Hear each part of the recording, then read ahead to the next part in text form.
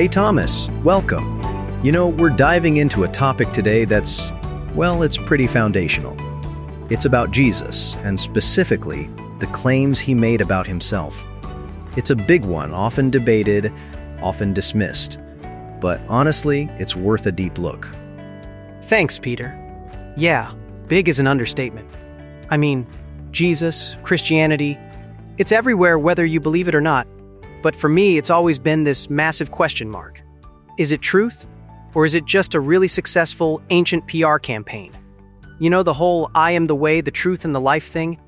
It's a bold claim, to say the least. Absolutely, Thomas, it is incredibly bold. And that specific claim you just mentioned from John 14:6, I am the way, the truth, and the life.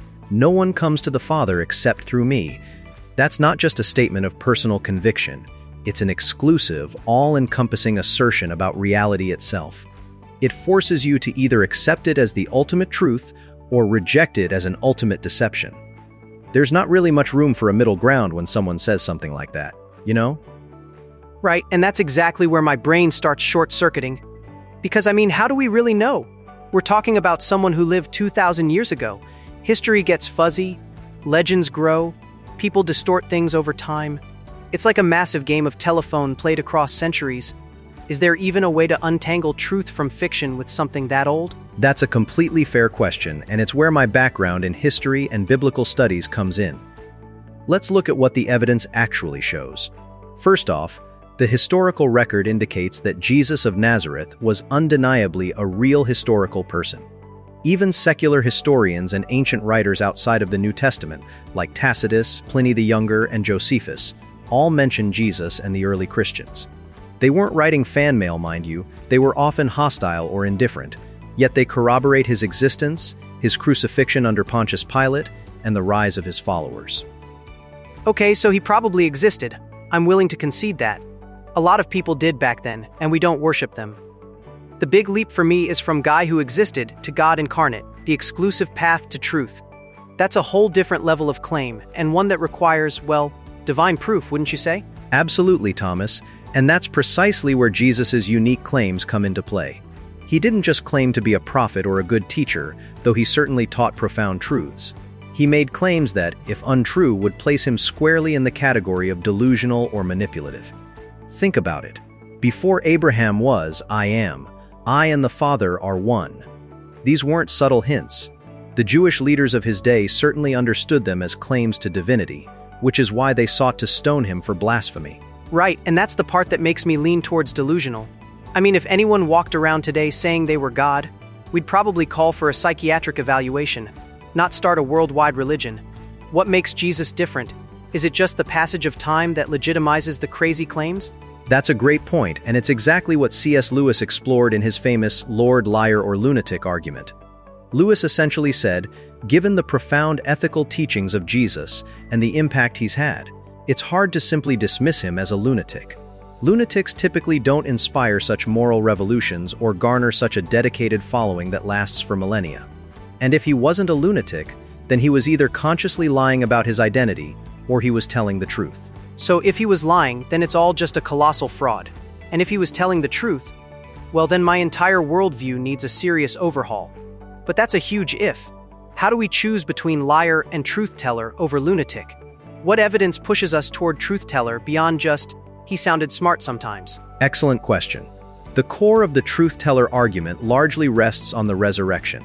If Jesus truly rose from the dead, as the historical record indicates his earliest followers passionately believed and proclaimed, then that would certainly validate his radical claims. Think about the disciples. They were terrified, scattered, and despondent after his crucifixion. Yet just weeks later, they were boldly proclaiming his resurrection in the very city where he was crucified, facing persecution, imprisonment, and eventually martyrs' deaths for this belief. What could possibly explain such a radical transformation? Okay, but the resurrection, that's a miracle, Peter. And miracles are, by definition, outside the realm of what we can scientifically prove or even reasonably expect. It's like saying, believe me because a magic thing happened. It just sounds a little too convenient to explain away death, which is usually quite final. I understand that skepticism, Thomas. It's natural to question something so extraordinary. But let's consider the historical data we do have surrounding it. First, the empty tomb. The earliest reports, even from hostile sources, acknowledged the tomb was empty. The Jewish and Roman authorities didn't produce a body. They tried to explain its absence by claiming the disciples stole it, which, if you think about it, is an implicit admission that the body wasn't there. Stolen body? That actually sounds more plausible than a guy coming back from the dead, no offense. A few desperate followers trying to keep the movement alive might stage something like that. It's a common theory, sure, but let's examine it. These same disciples, who were cowards just days earlier, suddenly became courageous evangelists willing to die horrific deaths for this story. Would people willingly suffer and die for what they knew to be a lie? People die for what they believe to be true, but rarely for a deliberate fabrication they concocted themselves. And how would they have overcome the Roman guards, rolled away a massive stone, and then hidden the body so effectively that it was never found?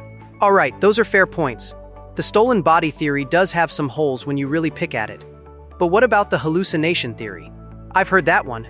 Maybe they were just so grief-stricken and eager to believe that they started seeing things, and it spread like a mass delusion. That's another popular alternative explanation, and it sounds plausible at first glance.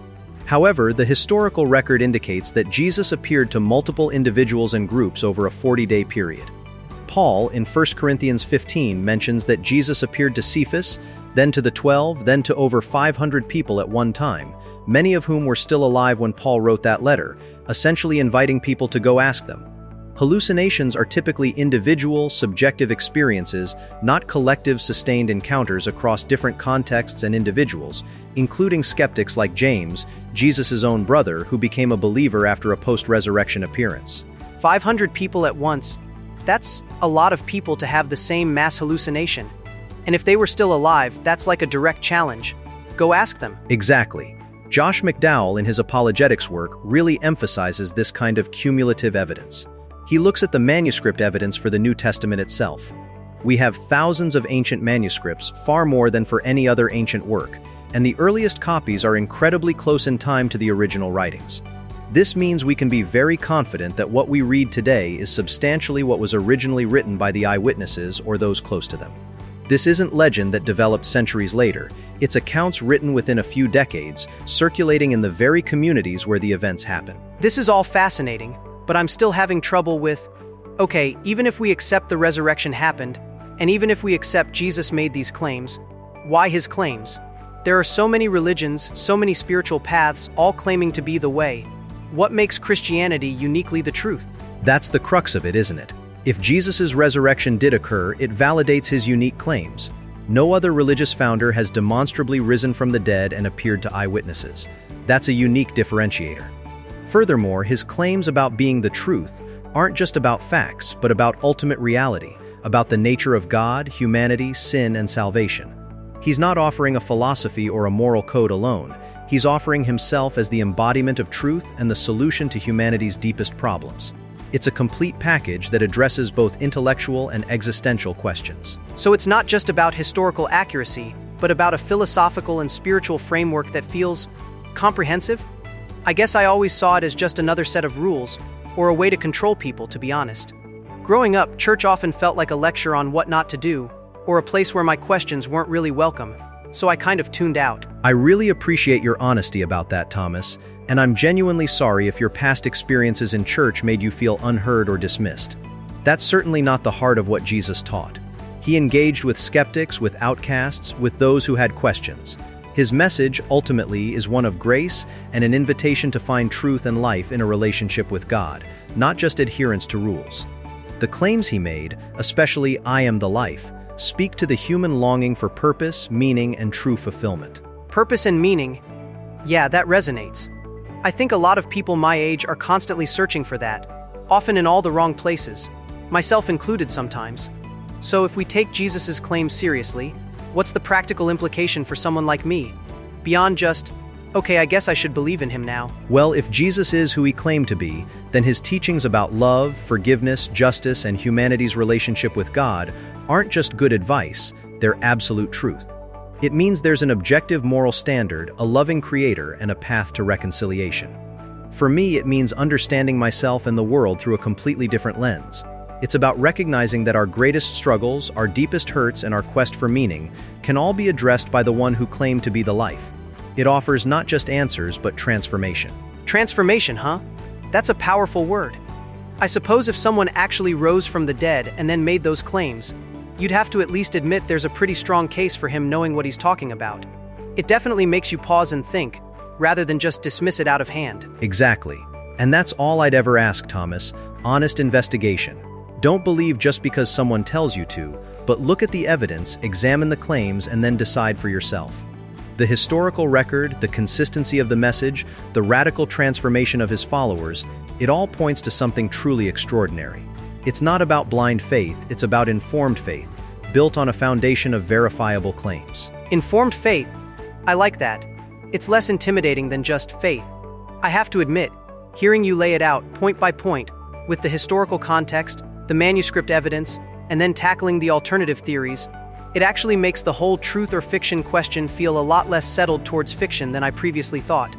I still have so many questions though, like how does this truth apply to all the messiness of life? But I guess that's for another day, right? Absolutely, Thomas, and I'd love to delve into those questions with you anytime. The journey of exploring these claims is a lifelong one, and it's always better with someone asking thoughtful questions along the way. Your skepticism honestly helps refine the understanding. For today, I hope we've given our listeners and you a solid foundation to consider the unique and profound claims of Jesus, and perhaps encourage them to investigate further just like you're doing. Well, you've definitely given me a lot to chew on, Peter.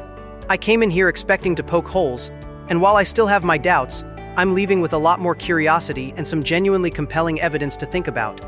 Who knew faith and reason could actually get along? They absolutely can, Thomas, and I think that's a perfect place to wrap up for today. Thanks so much for joining me, Thomas, and for your incredibly insightful questions. And to everyone listening, we hope this conversation has encouraged you to explore these profound questions for yourselves. Until next time, keep seeking the truth.